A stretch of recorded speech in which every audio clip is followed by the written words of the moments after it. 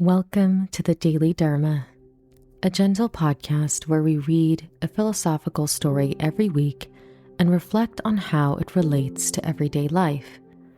Our focus is to use Buddhist philosophy to understand the complexity of modern life and find achievable and accessible pathways to peace.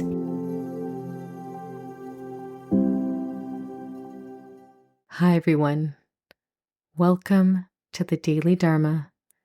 In today's special listener episode, we'll be talking about chronic illness and what it means to be living with chronic illness throughout our life. The story that we'll be reflecting on this theme is called The Mighty Tree, and it is an original creation. Here is how the story goes. There was once a mighty tree who towered over a tiny sapling. Every day, the sapling would look up at the mighty tree and marvel at how large, lush, and strong it was, sheltering the tiny sapling from the winds, providing a home for local wildlife, and being a source of peace and calm for the whole village. One day, the sapling noticed that a small branch on the mighty tree was starting to go white. "Good morning, mighty tree. I can see your branch isn't doing well. Is everything okay?" asked the sapling. "Yes, of course. The branch is merely shedding because a new one is coming in. Don't worry about it, little one," said the mighty tree. But the branch did not merely shed. It revealed a disease which traveled down the mighty tree's body and shriveled its arms. Still, it stood tall and proud. Later in the year, the sapling noticed that the roots of the mighty tree were starting to show. "Good morning, mighty tree. I can see your roots aren't doing too well. Is everything okay?" asked the sapling. "Yes, of course. The roots are showing because it's a change in season. Once the spring showers are over, they will be deeply buried in the soil once more," said the mighty tree. But the roots did not get reburied. Instead, they began revealing themselves in the soil, making the mighty tree less anchored and more fragile. A few months later, the sapling, who had now grown quite worried for their dear friend, noticed yet another change in the mighty tree. "Good morning, mighty tree. I can see that your leaves are falling. Is everything okay?" asked the sapling. "Yes, of course. The leaves are falling early because new buds are coming in. Just wait and see, little one. Nothing to worry about," said the mighty tree. But new buds did not come once the leaves fell onto the ground. The once mighty tree now stood wizened, weakened, and bare next to the tiny sapling. "Mighty tree," cried the sapling one day, so saddened to see the sight. "Is everything going to be okay? You look so different than you used to before." "Young sapling," the mighty tree responded, "everything might not be okay after all. My body has been changing beyond recognition, but I know that I am still the mighty tree, most of all because you remind me so. And I will always see you as the mighty tree," said the sapling, sad but bold. "Even if your body changes, your spirit stays the same.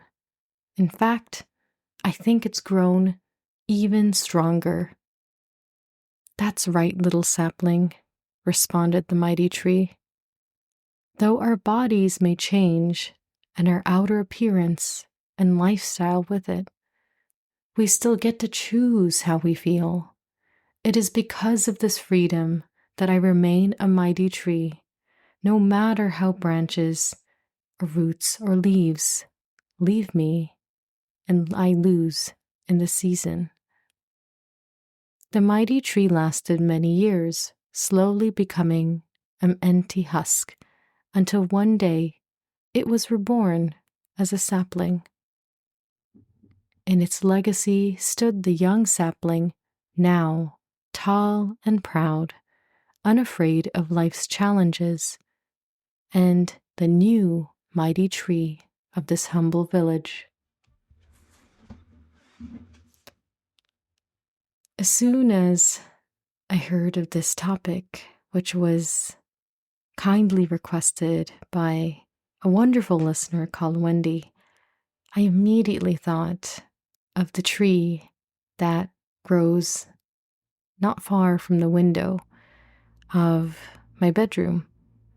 And the reason is because this tree is so beautiful and so large and strong, but directly around it are lesser trees, smaller trees, some growing, some dying, some not quite sure where they're going to go. And in writing this story and reading it, the thing is, with illness and disease, just like the mighty tree, couldn't control or really see how change was going to happen. The same is with our bodies. And with chronic illness, things change beyond recognition, often in timing and in ways that we cannot even imagine. And the shock of this is partially due to the fact that many of us are even unaware of the extent or the type of chronic illnesses that we can get until we get one. We're not mentally prepared for these kind of changes, and nor was the mighty tree in the story. Each time they saw their body change, they expected something positive, not negative. But ultimately, even though things changed, they remained the mighty tree at heart. And while there really isn't an easy answer on how to live with and accept the pain, the struggle, the challenges that come with chronic illness, I think there are some similarities here where your body will change, your mind will change, and sometimes your spirit will suffer. But at the end of the day, you still get a choice to remember yourself, to see yourself, to view yourself as you want. And you can view yourself as the mighty tree, because the spirit is always malleable and changeable in ways that the body and even the mind sometimes isn't. And especially in the wake of difficult and painful change, the spirit is the light that leads the way for the mind and even the body. It's also very important to remember that in the story, the mighty tree thought that it would live forever, that it would always be a mighty tree. There's no conception of it ever weakening, losing leaves, having dead branches. But yet it happened. And this is very similar to how we warp and change in the face of chronic illness. We may not understand or even recognize what is happening to us, but change is change, and it happens often without our consent or choice. And the only choice here is, how do we respond or want to understand this change? Do we want to conceptualize it as something that is just part of life, that happens to people, even when they're surprised by it? Or do we want to be upset by it, which is actually totally okay? The thing is, with every second, every day, every minute we have, learning to accept and understand how we feel about our chronic illness in the most honest and authentic way is often the only and the best way forward. Because the pain and the struggle and the challenge that comes with chronic illness is part of the life journey that we're meant to be on. And sometimes it may feel deeply unfair, as I'm sure the mighty tree felt when looking at the tiny sapling who was growing and innocent and still in that place where they were able to grow without the threat of disease or things getting old. But in learning and choosing to focus on our own growth and our own journey and building the inner story that becomes the strength and the core of our spirit, I believe that's how we can even learn to thrive just a little bit, maybe 1 second, 1 day at a time, even when the chronic illness we have is difficult. And just to wrap up this episode, I wanted to share a small but sweet memory that I experienced when I was battling with my own chronic illness. And this was a time where I was struggling to breathe, and because of it, I couldn't sleep. And I would stay up all night watching movies, just trying to pass the time because breathing itself was so difficult. But then one night, I heard some scrabbling outside the balcony doors, and there was a little family of raccoons pressing their head against the window, so curious as to why a light was on so late in the night.